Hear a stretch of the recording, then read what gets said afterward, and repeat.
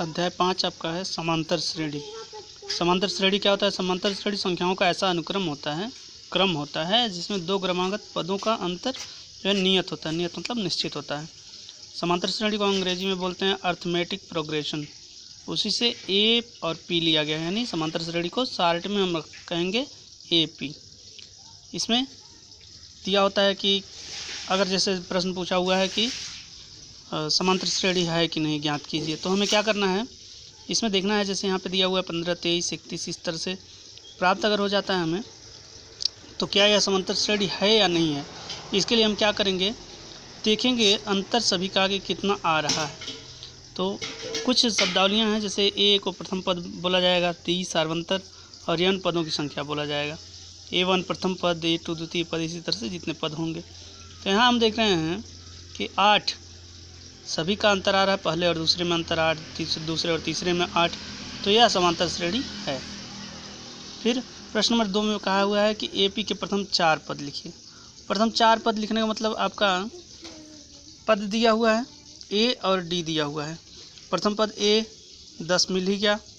द्वितीय पद जब ज्ञात करना है तो सार्वंतर को जोड़ दिया जाता है, यानी ए प्लस डी कर दिया जाता है। तो प्रथम पद और सार्वंतर को जोड़ने पर हमें जो प्राप्त होगा वो हमारा द्वितीय पद हो गया। तृतीय पद इसी तरह से ज्ञात करना है तो दूसरे में जो है दूसरे पद में सार्वंतर जोड़ देंगे, इस तरह से प्राप्त हो जाएगा। चाहे जितने भी पद प्राप्त करने हों, इस तरह से हम सार्वंतर इसमें जोड़ते जाएंगे तो हमें अगला पद प्राप्त होता चला जाएगा।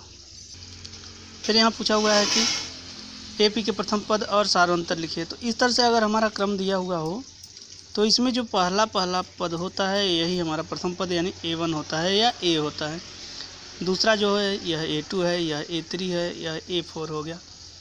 फिर सार्वंतर अगर ज्ञात करना है, सार्वंतर में हमें हमेशा दूसरे पद में से पहले पद को, तीसरे में से दूसरे को, चौथे में से तीसरे को, इस तरह से माने अगले पद से पिछले वाले पद को घटाया जाता है तो वहाँ सार्वंतर हमें प्राप्त हो जाता है। सार्वंतर को हम D से प्रदर्शित करते हैं और इस तरह से हम ज्ञात कर लेंगे। A2 माइनस A1 ज्ञात कर लिए, 1 माइनस 3 रख के 1 माइनस 3, तो हमारा आ गया -2, यानी कि इसका हमारा सार्वंतर जो है वो हो गया -2। चौथे प्रश्न में पूछा हुआ है ज्ञात कीजिए कौन कौन ए पी हैं, अगर हैं तो सार्वंतर ज्ञात कीजिए। तो इस तरह से हमारा एक क्रम दिया हुआ है 2, 4, 8, 16, बहुत ही आसान है। 2, 4, 8, 16, तो हमें क्या करना है, A1 हो गया हमारा 2, A2 हो गया 4, A3 हो गया 8, A4 हो गया 16, सभी प्राप्त हो गए। इस तरह से हमें लिख लेना है। फिर अभी बताया गया जिस तरह से कि सभी सार्वंतर ज्ञात करने के लिए अगले पद में से पिछला पद घटाया जाता है, यानी A2 माइनस A1 किया गया, सभी मान रख के घटा लिए, 2 प्राप्त हुआ। A3 माइनस A2 किए, 8 माइनस 4 प्राप्त हुआ 4। A4 माइनस A3 ज्ञात कर लिए। देखेंगे हम यहाँ पे यह सभी क्या ज्ञात हो रहे हैं, हमारे ये सभी D ज्ञात हो रहे हैं, यानी सार्वंतर ज्ञात हो रहे हैं, 2, 4 और 8। यह याद रखना है कि सार्वंतर अगर समान हों तभी वह AP है। अगर अलग अलग हों, जैसे यहाँ 2, 4, 8 अलग अलग प्राप्त हुआ, तो यह AP नहीं है। एक और प्रश्न लेते हैं यहाँ पे, 2, 5/2, 3, 7/2, इस तरह से दिया हुआ है। तो A1, A2, A3, A4 हमें प्राप्त है। फिर A2 माइनस A1 ज्ञात कर लेंगे, A3 माइनस A2 ज्ञात कर लेंगे। इस तरह से हमें यहाँ देखेंगे कि सभी जो सार्वंतर हैं D वह 1/2 प्राप्त हो रहा है।